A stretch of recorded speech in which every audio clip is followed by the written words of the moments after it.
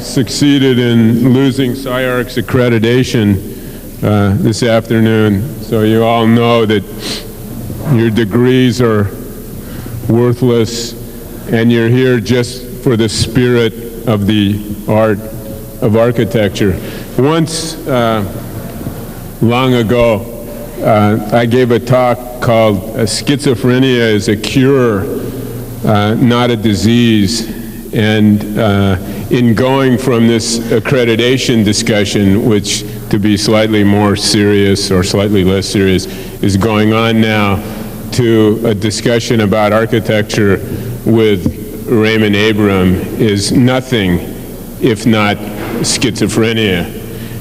It's, I think, a great pleasure for SCI-Arc and a personal pleasure for me, and not to say an honor and a privilege, to introduce Raymond Abram, who is an architect from Vienna and from New York, with a long and extraordinary pedigree, which I hope some of you know and some of you will come to know this evening and in the years to come as you look at his work.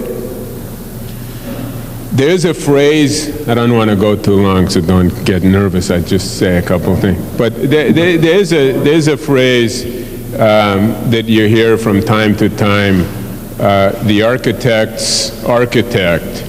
And I think it's a label or an accolade which is not lightly given. And I think it's indicative not only in a qualitative way of work, but for a spirit and an energy and a focus and an enthusiasm and a durability which is quite remarkable and certainly epitomized in Raymond's career. Vienna is as we know, a special city, a strange city, which has a habit of producing, and I have to say, Raymond has to be considered in this pantheon. It really is a pantheon of very special people, Canetti, and the obvious ones, Freud and Wittgenstein and Schoenberg and Raymond Abraham, all of whom are in a sense both Viennese and intellectually part of a certain kind of environment and simultaneously Viennese expatriates that somehow don't belong and don't fit and have disowned it and yet can't quite get rid of it. And it's conceivable to me that when one looks at the work, I was trying to think about the characters and think about this character, and that somewhere between Wittgenstein and Schoenberg you might find intellectual and emotional and experiential components of Raymond Abraham. One point about Guy Nordenson, who spoke on Monday, I think, is part of a general discussion that has to do with what it actually takes to build, to understand connections to construction, ideas which are not so ethereal, but which are tangible and weighted and loaded with gravity in all meanings of that word. And I think Raymond's work is very heavy in some ways, and also very light. I think both. I think we find both qualities in a probing intellect, very precise and geometric, but other kinds of another kind of spirit also, which is very free. The most widely published work in the last year or two, which all of you have probably touched, is the high-rise project in Manhattan, which strangely has this connection, not entirely abrogated, whatever he says, with Austria and with Vienna, who if nothing else, seems to be the source of the sponsorship and the source of the Das Kapital for the project. And I think it is an extraordinary study in dealing with a very particular site with zoning laws. It has a kind of IQ component, and it has a very different sort of experiential and spatial side as it works its way from the street into the sky, which is probably where Raymond will take us, from the street into the sky. So please welcome Vienna, New York, Cooper, Raimund Abraham. Thank you very much.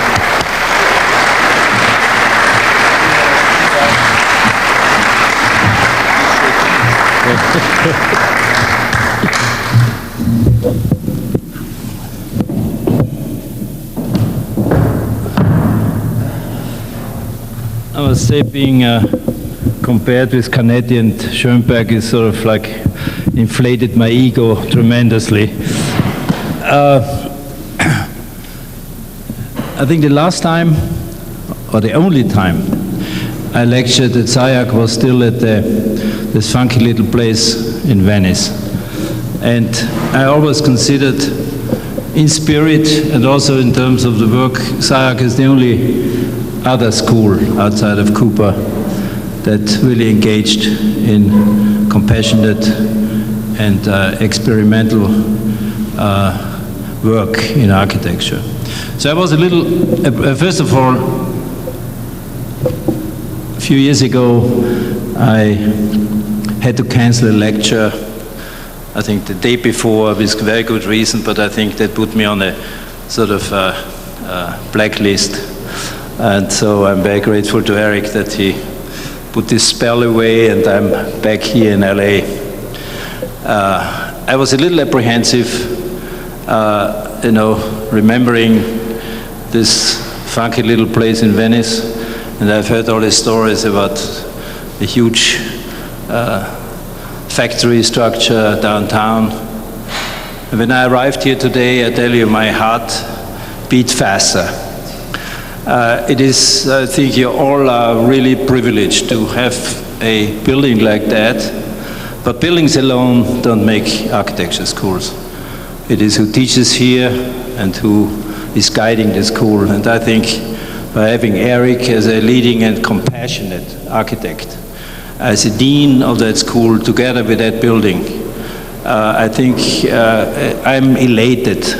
And architecture schools are very fragile. And I've witnessed in the last year, I stopped teaching this year at Cooper Union after 30 years, and I witnessed in 1 year such a horrifying decline of spirit and work that I left in protest. I refused to be honored by the school, and somehow it's a smart way of going instead of being incorporated. But I think everybody knew that John Haydick can never be replaced. It shouldn't. But the only way for the school to survive would be a radical change. And this is not happening because I think a dean who has never made a drawing in his life and never built a model and doesn't even know how to cut a piece of cardboard cannot lead the School of Architecture, not particularly Cooper Union. So here I am, and I'm supposed to talk about architecture. And architecture is as fragile as architecture schools. Luke Kahn used to say, don't worry about architecture, it takes care of itself. It is true in its latency, but it still takes architects to awake and celebrate that latency. And I think it has never been a more, confusing time in architecture to even sense a kind of collective spirit, direction. I mean, is this me? I think when Philip Johnson, long time ago, changed the name of modern architecture to international style, that was really when the floodgates of fashion started to infiltrate architecture. And while sort of postmodernism, deconstructivism was still somehow, one could identify an ideological base. Now we are confronted with the blur and the blob and the twist and Photoshop. And so I'm asking myself, how do I fit into all this? And I think I would describe myself as a, how would I say, an obsessive, anachronistic defender of modernism. And when I say modernism, I mean this magic moment in history when a movement was born that not only challenged the historic accomplishments of the past, but challenged the language of each discipline itself. I mean, the attempt of starting from zero to reduce each language to its origins. I mean, that's what really original means. Mallarmé's claim that the white page is the ultimate poem. Mies van der Rohe's unbuilt corner. Malevich's white square and a white canvas were all attempts of, in a way, iconoclastically destroy all preconceptions about already achieved solutions in architecture. And if anything identifiable in my work is that, I think, my commitment to continue that tradition. In addition to that, you see, we had in the modern movement, we had masters. Mies, Kahn, Frank Lloyd Wright, Le Corbusier were masters. Now we have stars. I mean, I don't know where the star architect, I think it was invented in Vienna, it must have been. Yes. Sorry. Was there a problem hearing me? Big trails in and out. Oh, I see, okay. No, it's okay. So now we have star architects, and I was always wondering, I mean, I think about it, I mean, wouldn't you rather go with Bogart than with Libeskind, or with Marilyn instead of Zaha? So somehow in this rather, I think, schizophrenic world we live in, the only choice one has is to stubbornly continue one's own work and accept the isolation that is surrounding you. So what I'm trying to do today, I will focus on my building in New York, which is maybe, I don't know, the conclusion, at least in built form, of whatever I had thought of and made before. I mean, it's always funny when the one who makes something becomes its own historian. So somehow when I talk, I mean, Eric asked before, do you have slides? And I almost was embarrassed, I said yes, because I just love to look at my stuff. So what I'm trying to do is to focus and then show, I mean, it took 10 years of political struggle, I mean, almost unimaginable problems of how to build in Manhattan. So it took me 10 years of my life to build a tiny little building. And within that period of time, and just to, in a way, save my sanity, I, of course, kept working on other things. And so I will just show briefly some of the projects I did in that period of time. So I will get started. Do I have to do something here?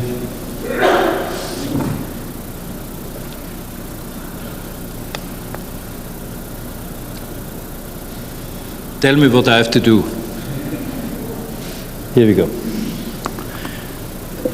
First, I want to show what I would call phenomena in architecture, which are the foundation of my, let's say, theoretical work.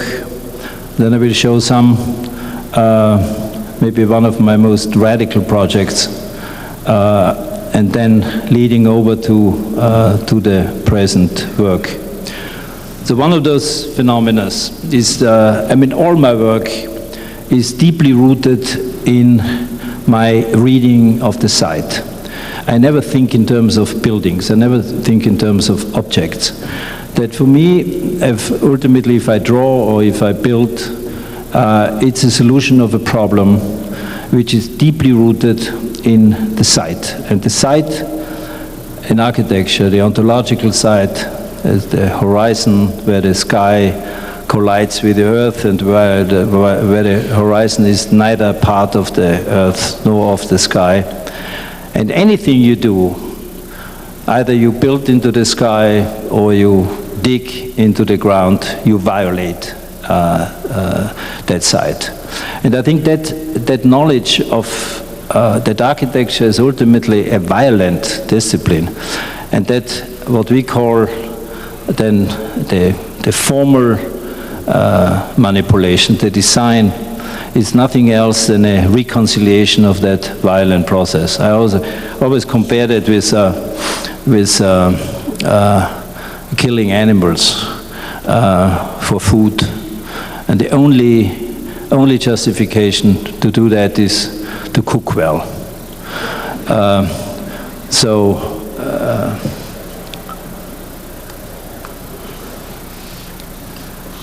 Then another one which is also in the first project I'm going to show you, this is almost like a literal translation of that condition, is the confrontation between the primary space, the physical space, the memories of the first touch when you crawl, when you don't really use your eyes to define space, but your body. Confronted with the ideal space of geometry, as Mach defined it, that space can only be understood as a confrontation and collision between the infinite space of geometry, a pure invention of the mind, and the limited condition of the body. Because anything we experience through our senses is limited by the reach of our senses.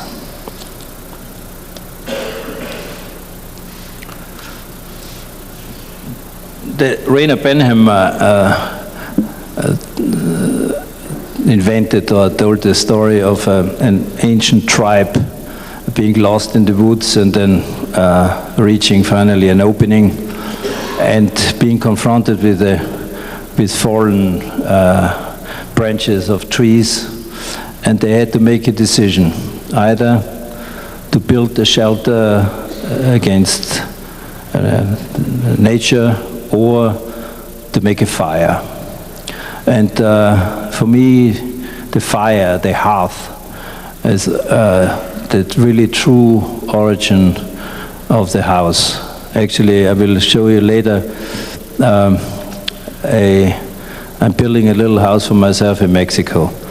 And the only reason, ultimately, it's the craziest decision I think I made in my life. I never thought ever that I would build a house for myself. But in any case, I'm going to that fishing village for about 15 years. About 3 years ago, I felt like there's one basic thing missing. That means I can't cook for myself. And this was a really true reason why I made the decision to build a house there. And then, of course, that confrontation not only of the hearth and the shelter, also the sacredness of the hearth, of becoming a place of sacrifice, the elevation of the utility into sacredness.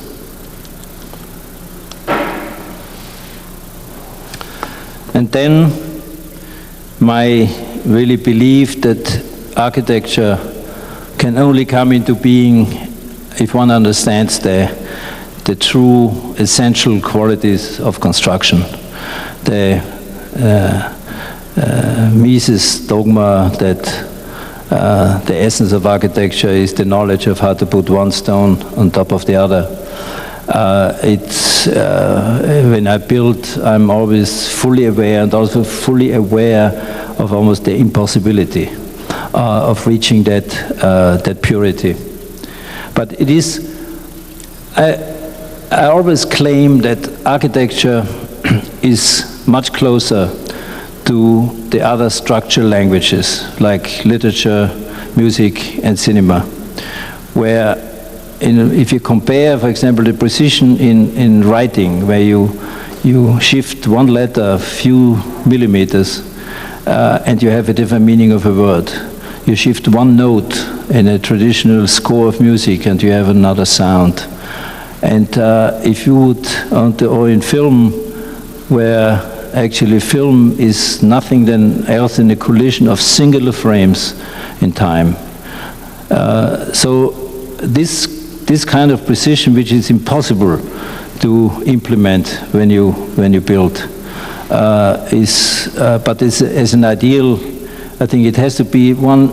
The limits of one's own discipline can only be understood if you understand what is impossible, not what is possible.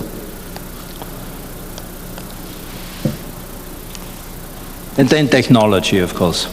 The technology as a scientific evolution of finding the most efficient solution to a problem doesn't interest me at all, as in construction. But when technology becomes innovative, like when a camel in the desert carries solar panels to create energy for a refrigerator to carry medicine in the heat of the desert, then I think that is really where technology becomes creative. And then ultimately, the mystery of the place. As far as you can read a site, you never will truly understand its magic origins and also its magic possibilities.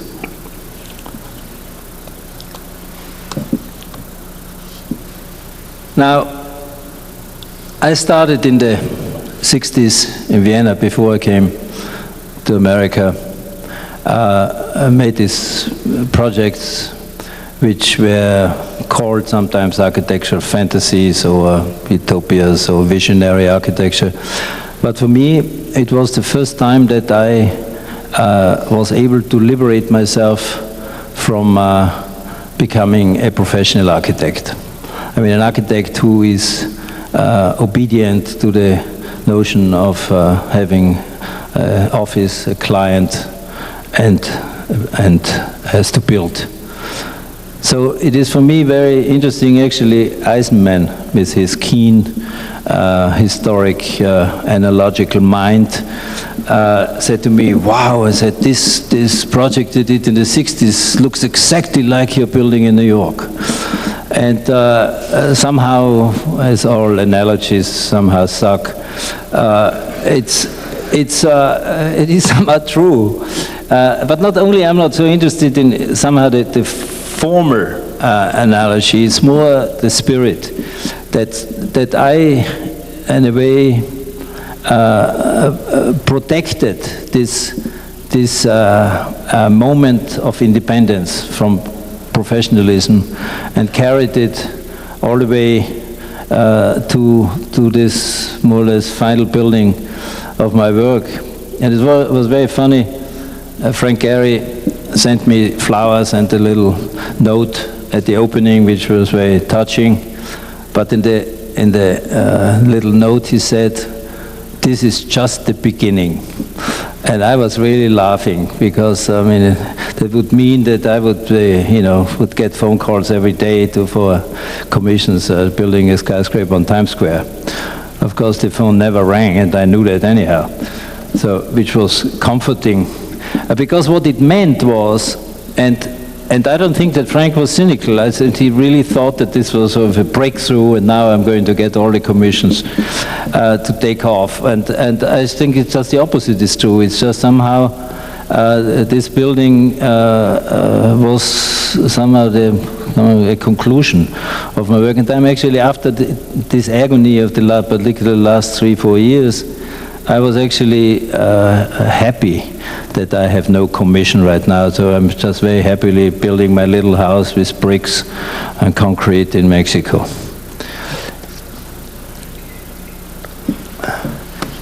Now, after these first projects in Vienna of megastructures, infinite cities, when I came to America, I started to go deeper, radically deeper.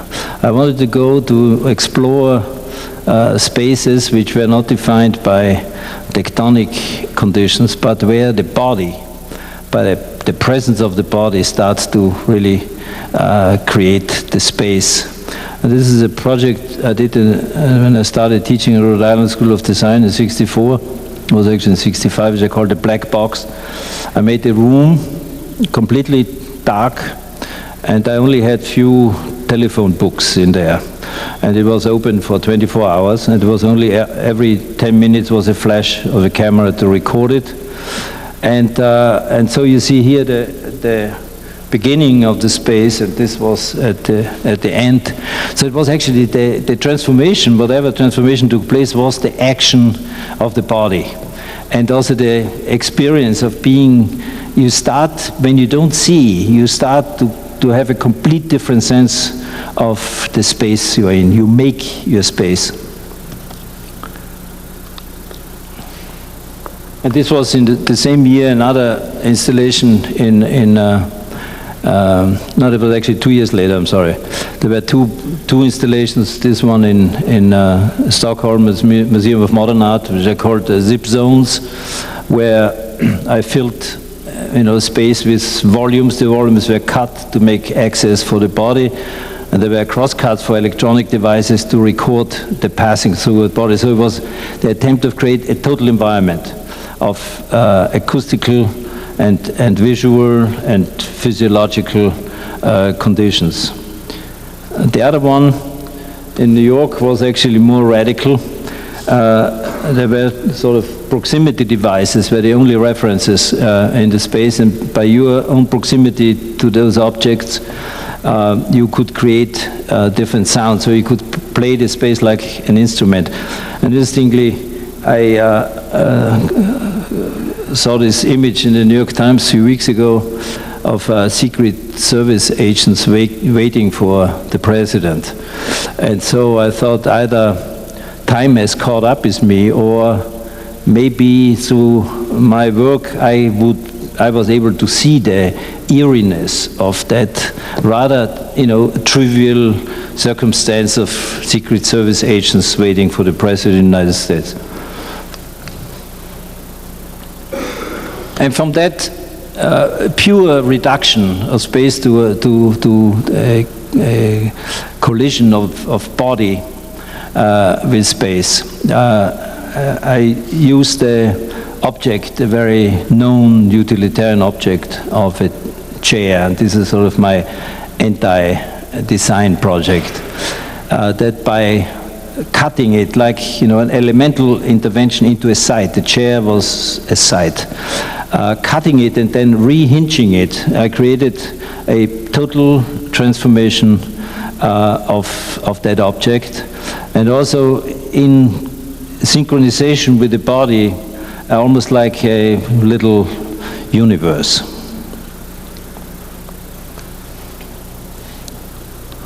And from that, of course, all this sounds very logical. Actually, wasn't that logical. Now, when I become my own theoretician, I can start to, read that kind of logic into it and become something else. And then, in scale, this is the first. When I came to Cooper, then I somehow, it was interesting, when I met John Hedek, he was deeply rooted in Corbusier and Mondrian, and I was just I just did those projects I showed you before, those installations. And so there was a really radical collision of two completely different positions. So I think while I needed some kind of anchorage to return to a more, I would say, traditional dimension in architecture, John started to depart from his very historically defined position, and I think it was one maybe of one of the most magic, I think, relationships I could have had imagined, and I still could imagine. So this was the first project of a imaginary house for Euclid, where the inhabitant, the program of the house was the work of the inhabitant itself, geometry.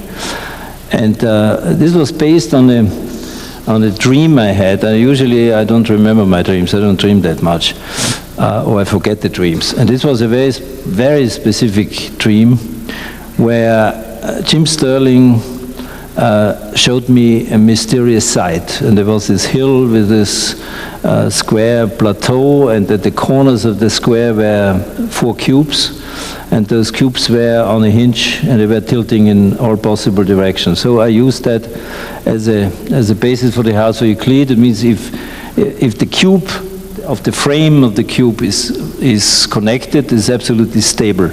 Those mobile foundations become stabilized. The moment when you cut the cube, then you can achieve almost infinite number of geometrical positions.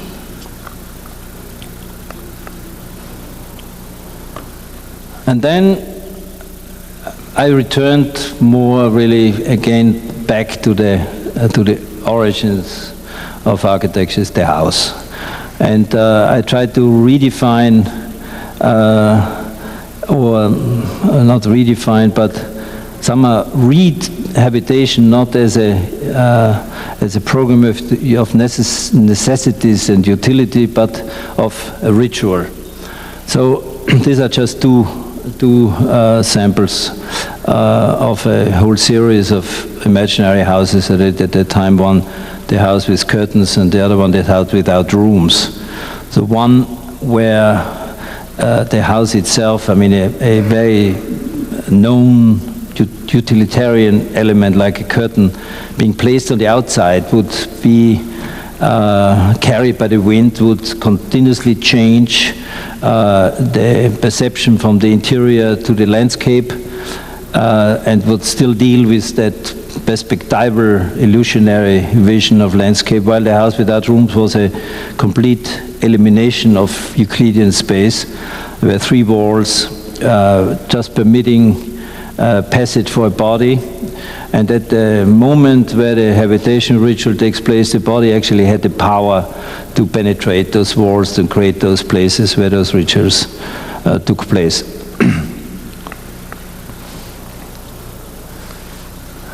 And then from that phase of where the site as well as the construct were imaginary, that means inventions by myself. This was the first return to the city. There were 2 projects for Venice. It was also a larger context. One, the Tower of Wisdom, the library, where the tower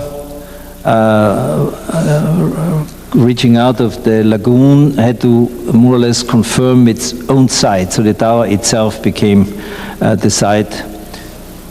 And the other one was the internalized space of a house with hope, a hospital, a new hospital for Venice.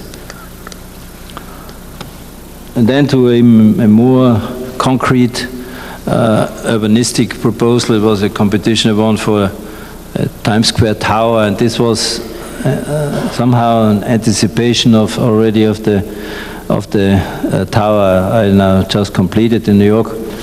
And it was Times Square used to be a place where one, in the 70s still, to go and see movies. You never looked at the newspaper in New York. You always went to Times Square, and then first of all they were cheaper because they were sort of like 1 week after the movies came into the theaters, you could see it there. So out of that memory, I created a tower of 7 movie theaters on top of each other. And so, and I always, without defining a problem I have to resolve, I don't even touch a pencil. So this was, for me, was interesting to use a very utilitarian program and create a tectonic structure which was as much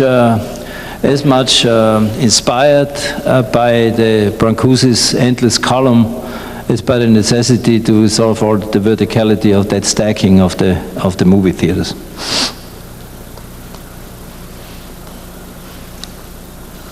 Which brings me now to the tower in New York. As you see on the left, that was the existing building housing the Austrian Cultural Institute, and to the right is a collage I made for the competition. So as you will see in later photographs, the project has not changed a bit in 10 years, which was actually phenomenal. There was never an attempt by the government to interfere with the architecture. But what was for me very important again, that the idea was more or the problem I tried to define was defined by the site. One, the physical condition of the site. I was intrigued by the gap. I mean, you have to understand this gap is 25 feet wide, and that was a module probably the Dutch brought to New York as a module for a 4 or 5 story building, brownstone.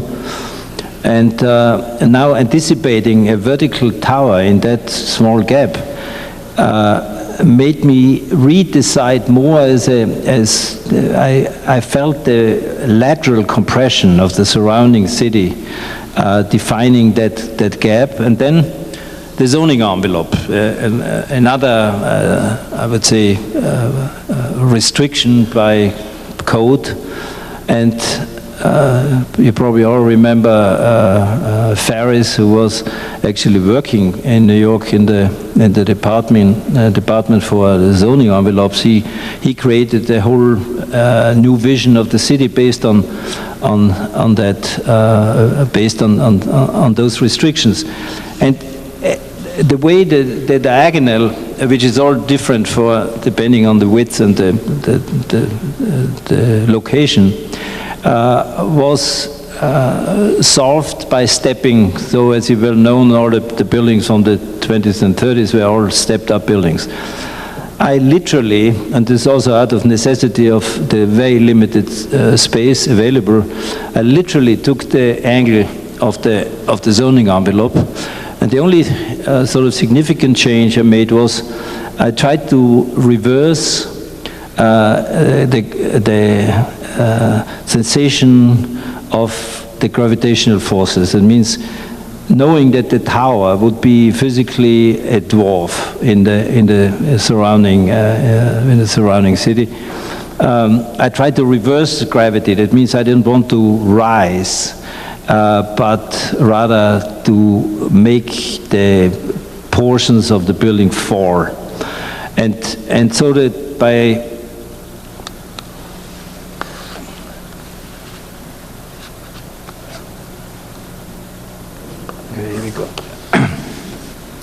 besides that, there's a little bit deviation from that issue. Since most of my work, I have not built that much. Most of my work is manifests itself in drawings. But when I know that I build, I draw actually very little.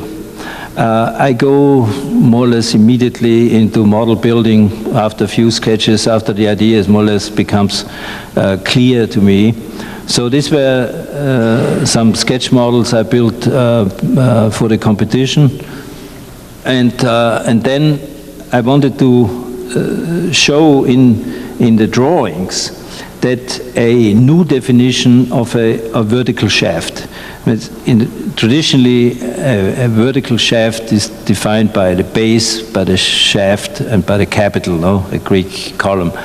And I tried to organize that definition horizontally. That means you have three slices. The front facing the street, the transparent one is the mask, then the supporting tower, and the vertebra. And while the mask was structured by those falling planes of glass, the vertebra was rising. So you had those two forces, on one hand the falling, the other one the rising. And again in the vertebra, that was also the key, I think, to overcome the incredible limitation of the space, to have the necessary required two stairs, because you need two means of egress in New York, to have a scissor stair, which would have two separate fire stairs in one. The scissor stair, I worked for Jonas Makers. I helped him to renovate an old courthouse in New York for the Film Anthology Archives, and there I saw the first time a scissor stair, which was used in courthouses to separate the judges from the prisoners. Okay. So that was really that triggered that idea. And at the same time, when you recall the image of the Times Square Tower and the image of Brancusi's endless column, this is a very similar interpretation of verticality.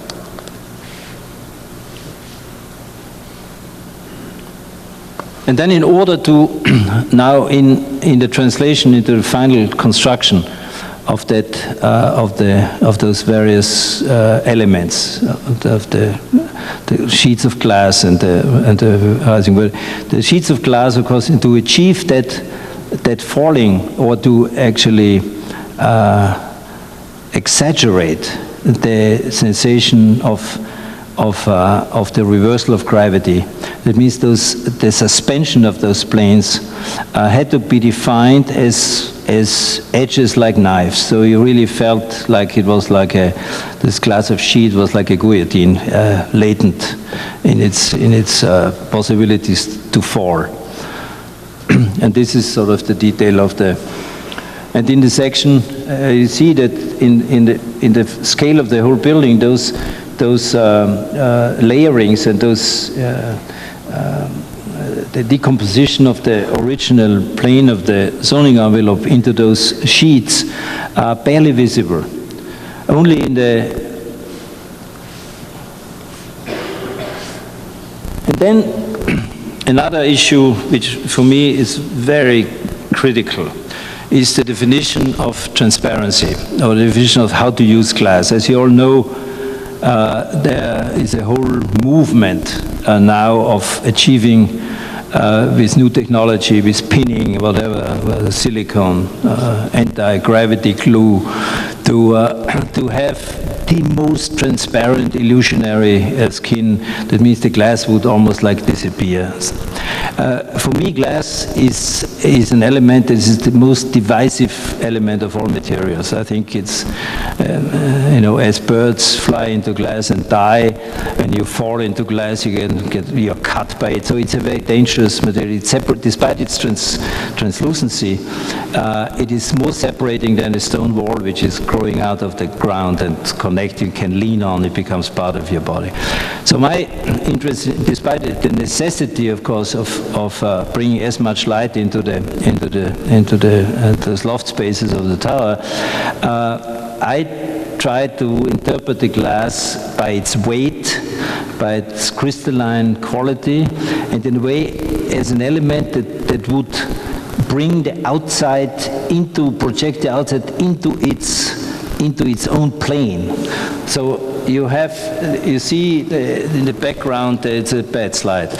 The St. Patrick's Cathedral, which is on you can see from the building, and you feel like that the whole, together with the structure, also the structure is layered. You have the outer glass, you have the mullions, then you have this secondary bracing structure, because in order to create as much opening to the street, you had to reduce the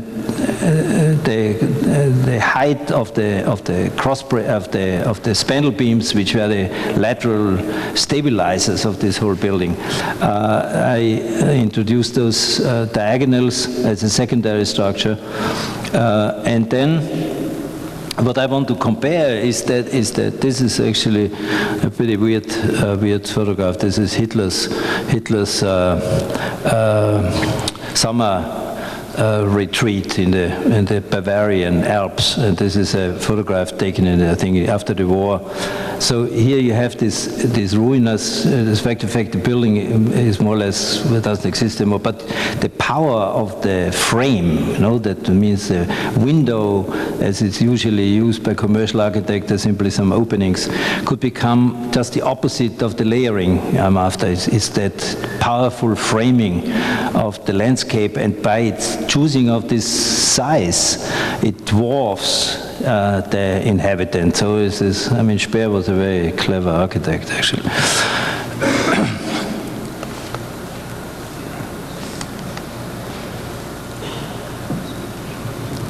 And so here you see it more clear as possible way how the layering of the facade is accomplished, and the sharpness of its edges, which are actually vertically as well as horizontally. And what is for me amazing about this building is the power of its smallness. It is like there's another. I'll show it later. And here is now the vertebra as the back layer of the building.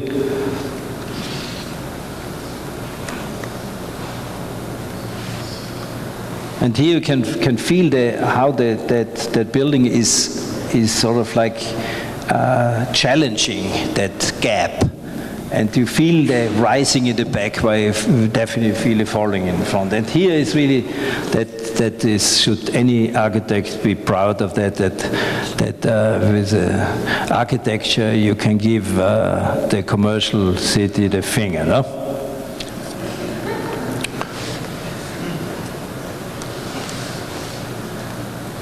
Now, as you probably have seen, that particularly the front of the building is symmetrical, and maybe I'm one of the very few architects today who are not afraid of symmetry. But in this case, it was not even a formal choice. I think it was a necessity of the smallness. It would have been ridiculous to try to challenge the symmetry on the outside. But the symmetry is very much challenged in the inside, and this is a very typical device, I think, in my work, that wherever I have a symmetrical condition, I don't challenge it obviously through some twist, but also in the way how you actually experience the building. So when you look at the plans, not only that each floor is very different from each other, so that also helped me to overcome the idea of having an institutional tower that is actually a house, is a vertical house, starting with the public spaces, galleries, and the theater, library, some offices, and actually the top of the building is the house of the director and of the superintendent. I think that's the most expensive superintendent apartment in Manhattan. So in any case, there is with the solidity and almost like the armor of the outside, all of a sudden reveals a very intimate and very differentiated interior.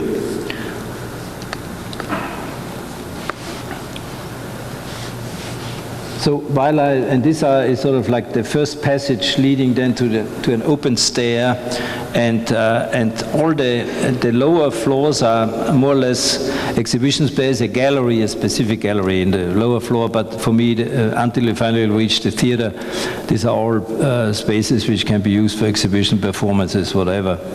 And I also try to, in a way, to carry the vocabulary in terms of materiality, the vocabulary of the outside into the inside, and make a gradual transition from the very formal public spaces into the more intimate spaces.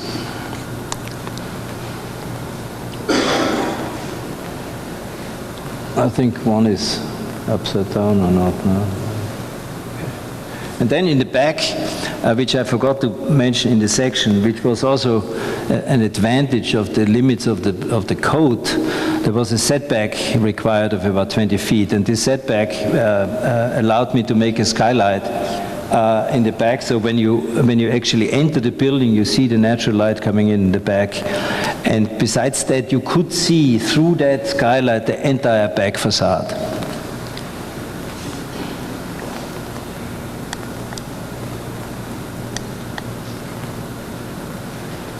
What's happening?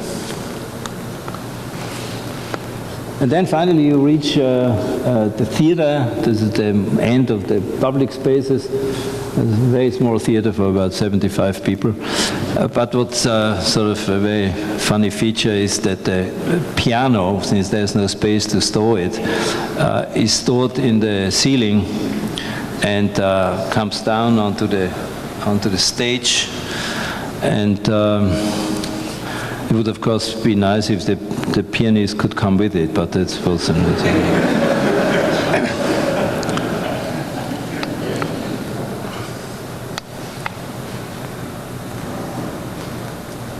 And then from the theater in more semi-public spaces is a double-story library.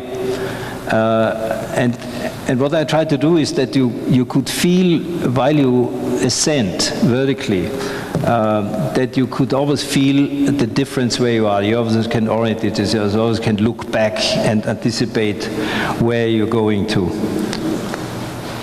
And then it becomes more and more static. You know, like loft spaces. One is a seminar room, and this is a typical office space.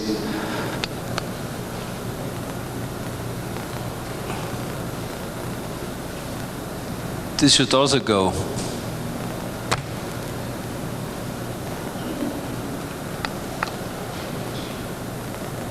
Now we are out of sync. How can we do that?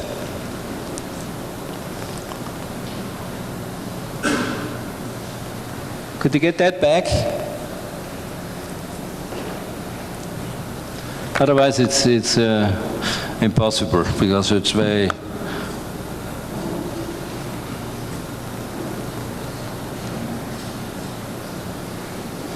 Come on, it shouldn't be so difficult to get the slide back here. No, the other way.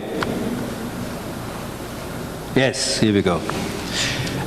And then this is the last, let's say, opening. This is the terrace of the director. Which is all the way on top of the spine. The materials, this is pre-bent zinc, natural zinc panels, and powder-coated mullions. Now, in that period of time, while I was fighting for that building and building it, I did few projects. One was in my hometown. This is in Lienz. This is in the Tyrolean Alps, the Dolomites. on the main square, and the very magic connection with the Tower Manhattan is the site was exactly by the centimeter as wide. It was exactly 7 meters and 60. So maybe there was either magic or just that kind of module that could go back to the medieval times. It was the site again was a gap, but in this case a horizontal gap with more or less two gates, one to the old medieval square and the other one to the river. So I read the site already, and also different mountains. To the south, toward the main square, you had the Dolomites, very spectacular mountains, and to the north, to the other side, you had very soft mountains. So the idea was to create a building with two faces. One, the very formal face facing the city, and only so again it is structured very clearly. There's the receptacle of the entrance, a cut that permits you to have a very defined framing of fragments of the city, and then somehow on top is that as a kind of a mouth to bring the light into the. We can see that in the section. I separated the facade. It was also very tricky because the outer edge of the square, of course, was not regular. It was somehow in a slight angle. So that while the facade is, well, everything else is rectilinear, the facade itself is slightly tilted. And then here you bring then the light into that interior space. So actually those offices are all opening to an interior room. And then the building rises up toward the north.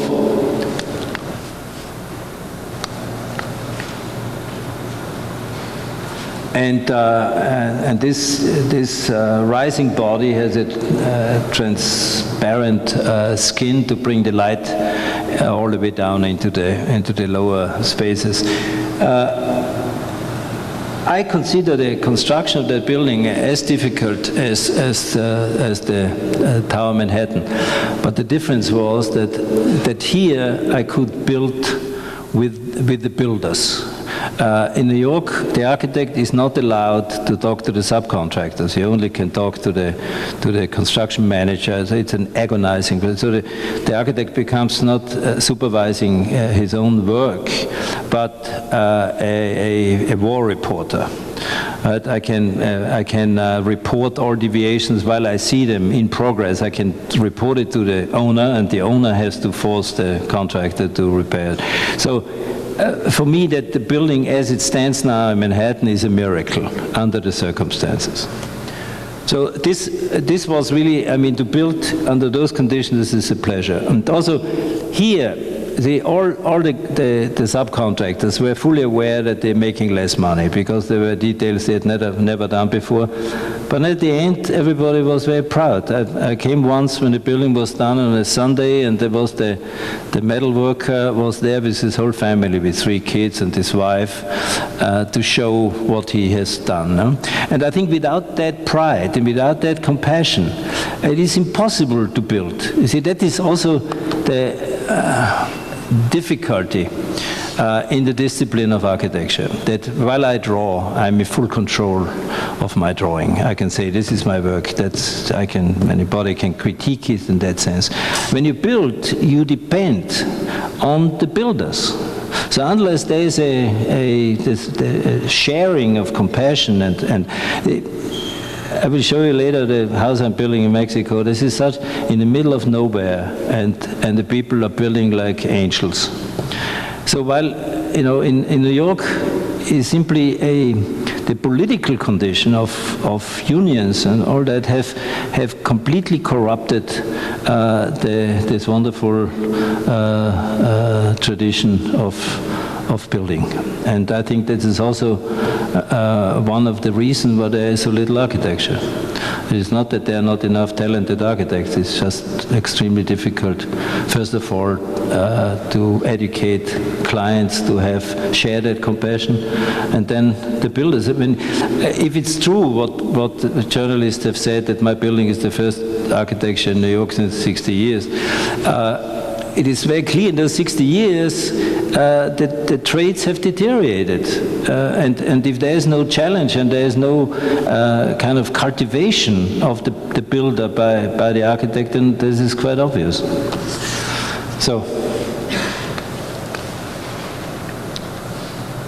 and then this is then the other phase. I want to do that very quickly. I will rather concentrate on some other stuff. And there's another project which is still waiting for construction. This is an interesting site. This is in Germany near Düsseldorf, and the client has bought a former missile site, and he wants to convert that into a refuge for artists. So Tadao Ando is doing a project in Caesar, and this is a house for 4 musicians. They would live there, work there, and record there. So you have different, it's sort of difficult to look and speak into the mic here. Can you focus that a little bit?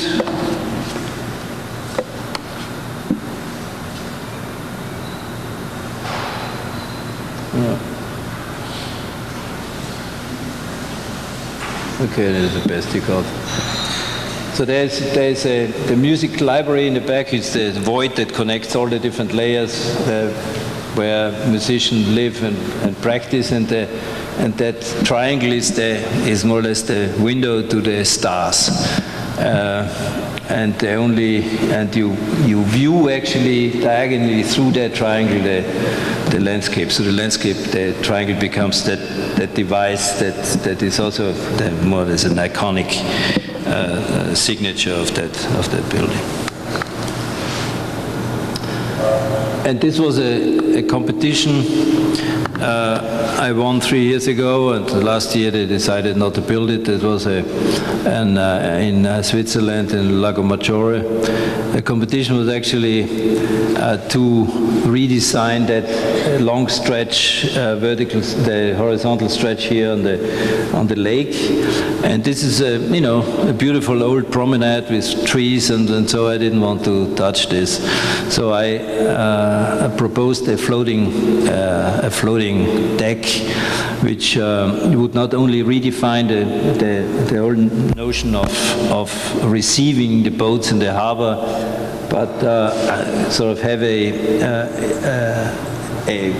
belly which would house all the supporting facilities for having seats for regattas or exhibitions or whatever it is, or the thing would be just a plain floating deck to receive the boats and walk on the lake.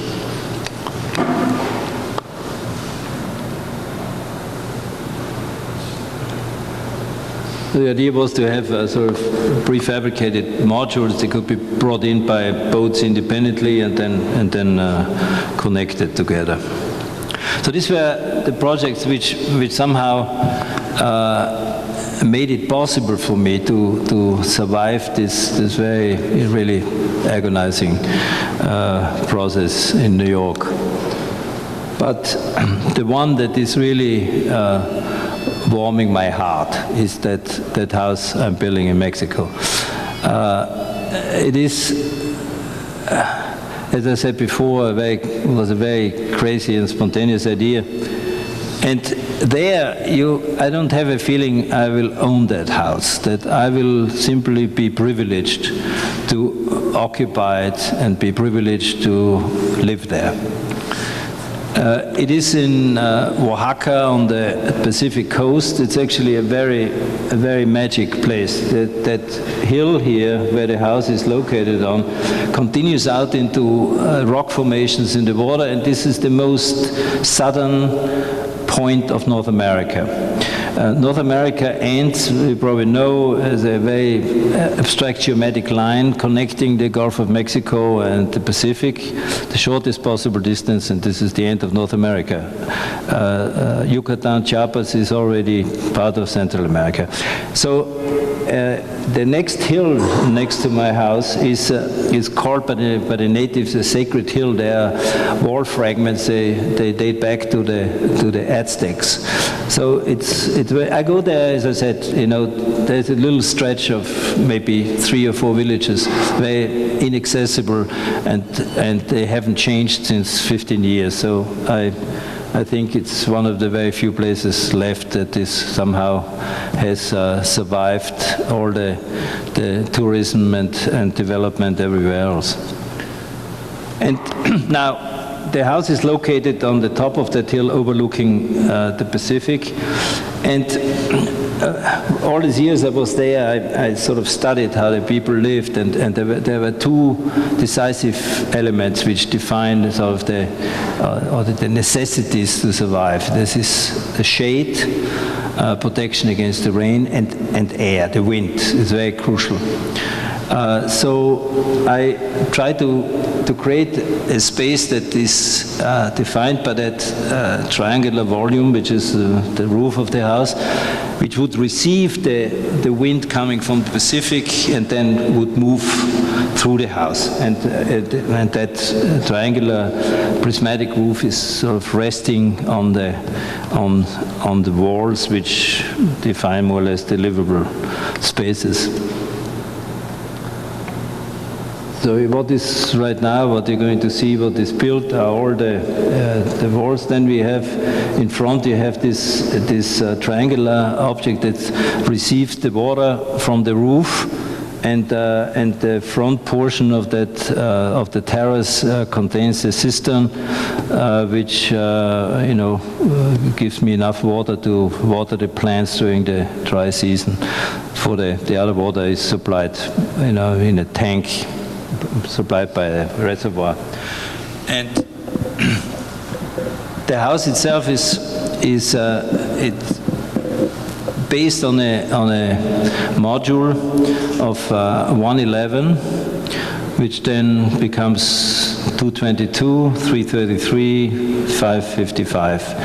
And this very magic, I found out later that Scarpa was actually using the 11 as his basic model, but this really was developed out of the bricks, the brick sizes. We drew every brick.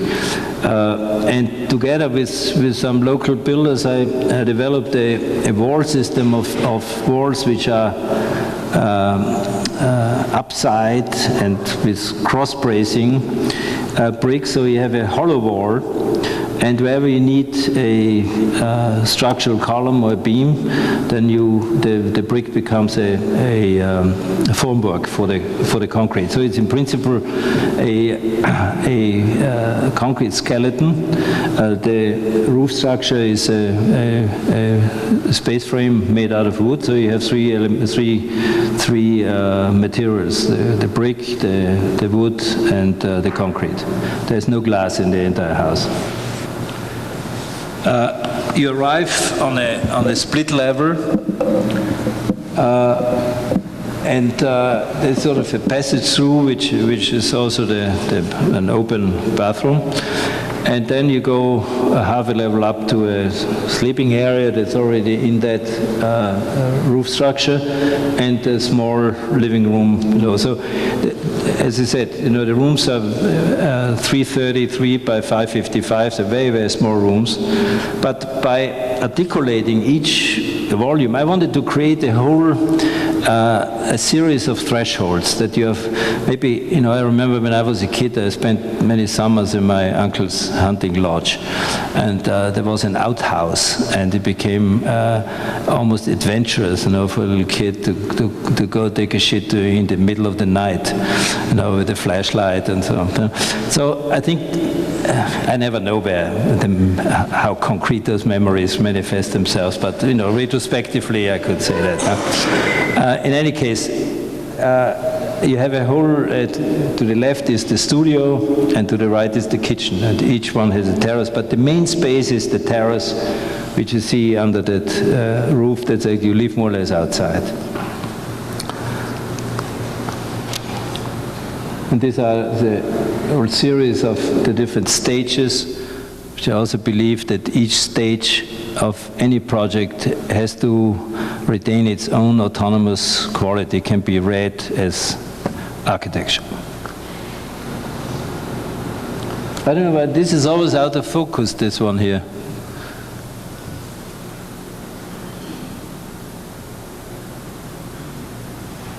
It's still out of focus. Okay.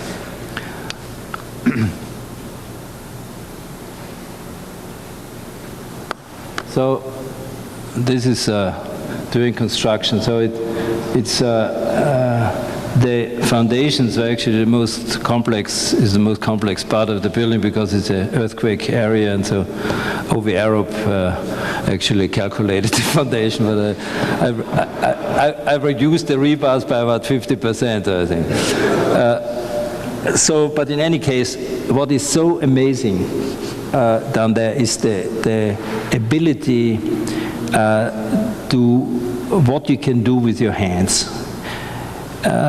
We always forget that, and we always look with incredible astonishment at the pyramids or other structures where we really cannot imagine anymore how they were built. Because with all the comfort of technology, we are sort of corrupted by. It is just amazing. Every rebar here was bent by hand. The concrete is carried in little, you probably see that, I have some more photographs. You see, they carry the concrete in this little, containers, and it just takes longer, but it's done. And as you can see, I mean, this is a really, it's in the middle of the woods.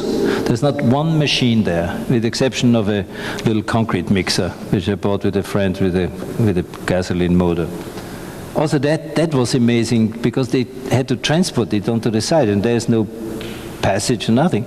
And in the afternoon, all of a sudden, it was standing there, and I had no clue how they did it. There must have been 10 people carrying it, I don't know. So what I'm just saying, this project here is somehow saved my mind and my soul and you get, how to say, your hope is somehow confirmed that it's still possible to do things which don't seem to exist anymore.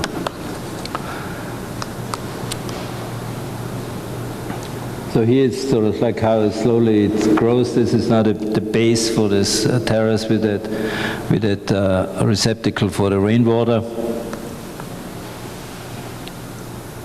This is the little passage to the house, and this is the entrance. This is the split level entrance with the passage to the other side. And here you can see in the foggy section here, elevation. Maybe this guy is, I don't know what did you see? We drew every brick, and it's built like that, and so. And this is sort of how it grows. Now it's in the stage where it is latent to receive that the crown, the roof structure.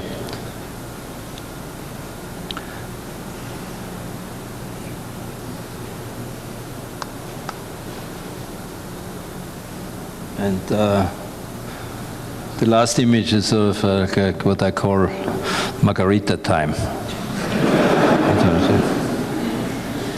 It's exactly west, the house. When I laid it out myself with some strings, and then the builder came with a compass, and they put the compass down, and it was exactly west. But what was really for me, the most important project I started to do during that period of time was a beginning of a larger project. These are the first sketches, which I call Loci Ultimi, the last abodes of mankind. And so I will show you some of those which are always confronted with a little poem.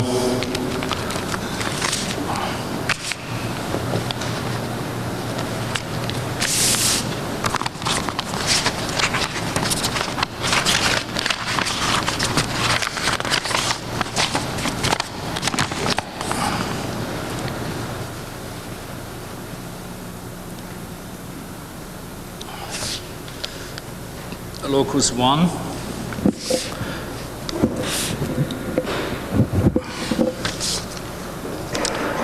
Shallows and miseries, shadows from the cross, echo man and the Copernican sun. Our attention is simpler.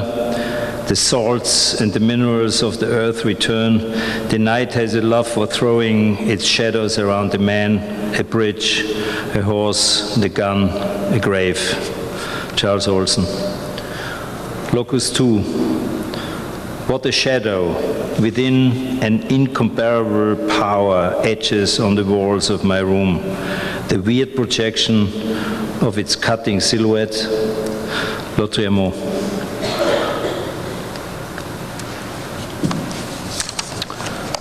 Locus 3.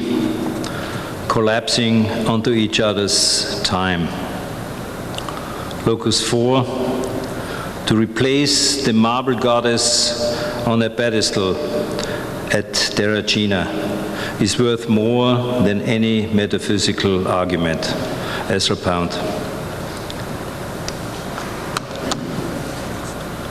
Locus 5, how can he change? His question is, these black and silver knifings, this awkwardness. Charles Olson. Locus 6, it shall dwell in his tabernacle because it is none of his. Brimstone shall be scattered upon his habitation. William Blake. Locus 7, I love both the object far too much to have them effervesced into the substantiality of memory and hallucination. Roscoe. Locus 8, hogback, hocus, hodometer.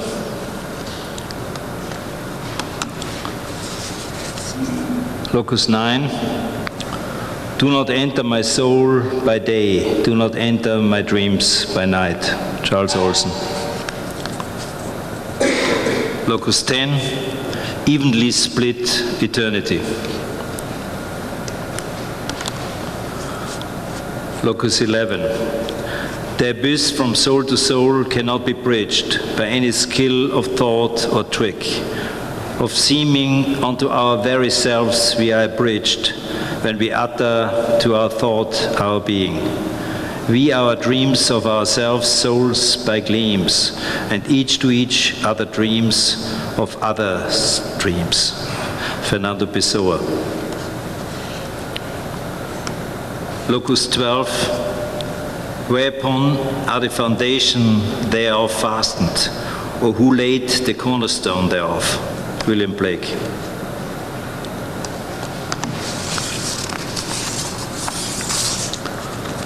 Locus 13, speak not of my spinal column, since it's a sword. Lautréamont. Locus 14, the true mask feels no inside of the mask. Fernando Pessoa.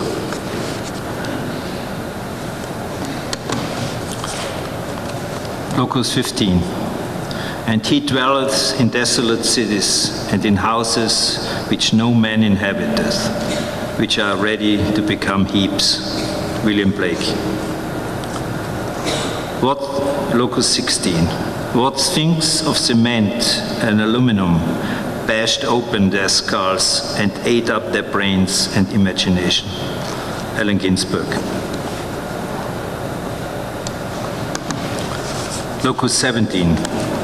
I am nothing, I will always be nothing. I cannot even wish to be something. Aside from that, I've got all the world's dreams inside me. Fernando Pessoa. Locus 18. There may be no more names than objects. There can be no more verbs than actions. It is still morning.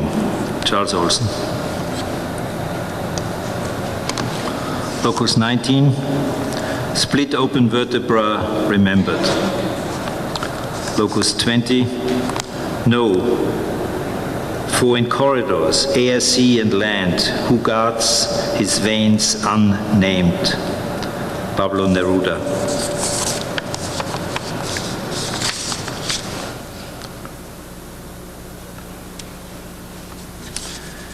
And now I'll come to my last project for Ground Zero. This is a project I did in 1972, and I never considered this sort of an omen to that what happened, but it had been interpreted at that time, maybe because in my book I combined it with a poem of that plane that hit the Empire State Building in the 50s or 40s.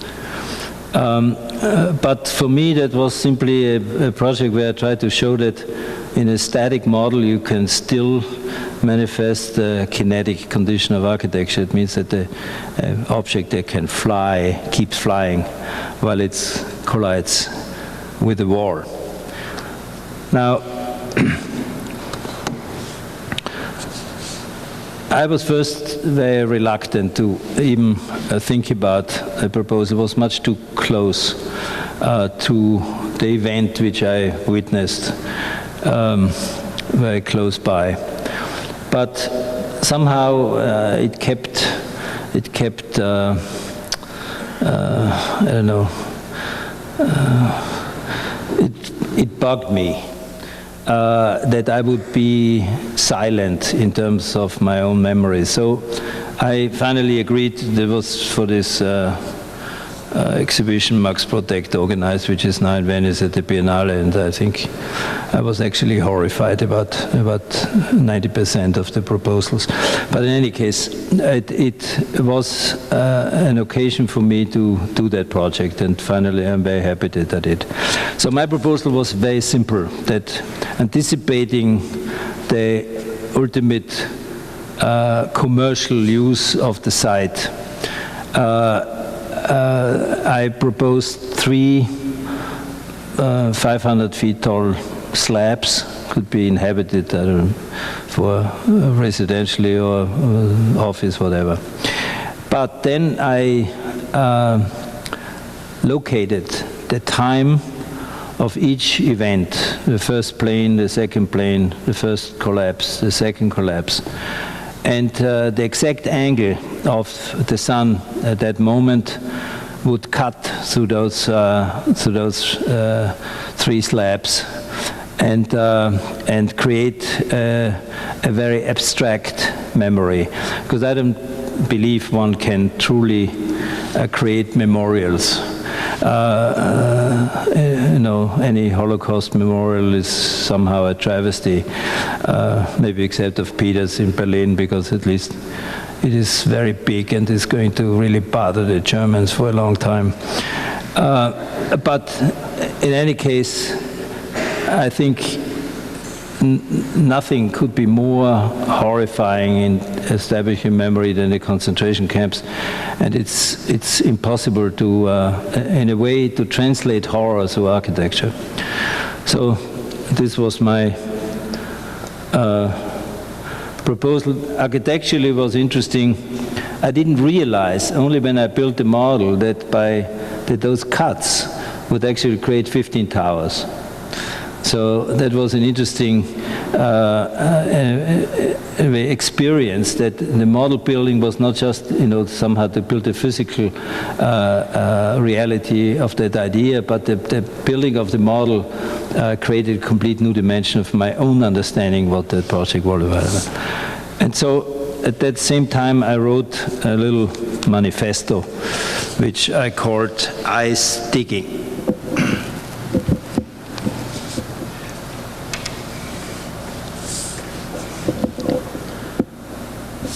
Sometimes, when everything seems to collapse into itself, its reversal is implausible, but not impossible. Frozen hands, motionless gestures, sounds deafened by iron clouds, only the eyes are able to cut through unknown landscapes, valleys of wounded, mountains, waterless plains, waterfalls of liquid ore, petrified dreams, trying to escape the builder's nightmare of crumbling walls reduced to dust, columns crushed by invisible weight, skins of crystal bursting into shattered mirrors of lost memories of the desire to build the unbuildable, wanderer without purpose, without sight or smell, only the eyes keep digging the past of lost journeys, and I ask, can I ever cut the shackles of my destiny to be torn between the will to build and the desire to dream? When I build, my eyes turn into hands, anticipating lines to become edges, planes to become walls, shades to become texture, color to become light, to witness the mysterious metamorphosis of the intangible into matter, while the eyes keep digging into plates of steel, blocks of stone, sheets of crystal, masses of bricks, brick extrusions, piles of lumber, sheets of lead, zinc, pewter, flowing concrete, rods of iron, beams of steel, celebrating the poetic vision of construction. But the gonfalons of the builders flutter ceaselessly until torn by the rare and powerful wind of architecture. Wait for the storm to come, for avalanches, hurricanes, tornadoes to tear into the forts of the builders, developers, corrupted craftsmen, bankers, politicians. And never, I say never, succumb to the lure of their trade.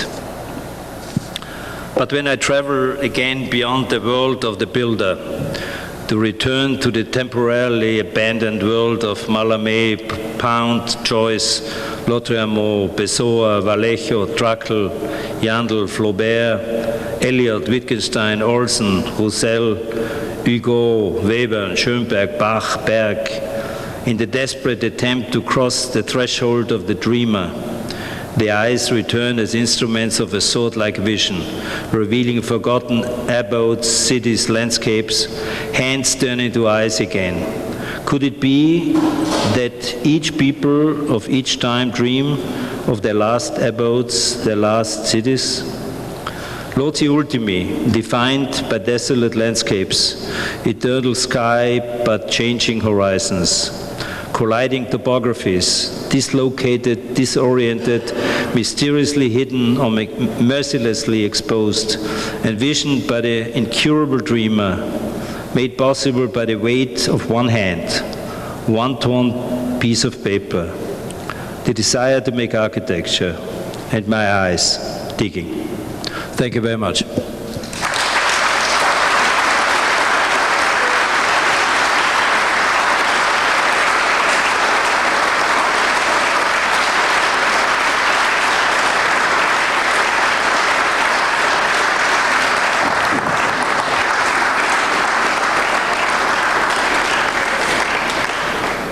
No, Eric, do we have a tradition of question and answer?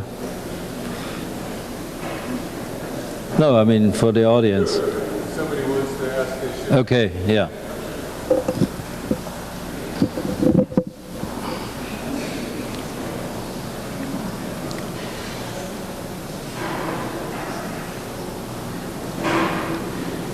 I wouldn't ask anything. I said I wouldn't ask anything. The way, Do you want to? no, the way you ended it, the way you read what you read, Yes. ends. Ends, yeah. You don't want to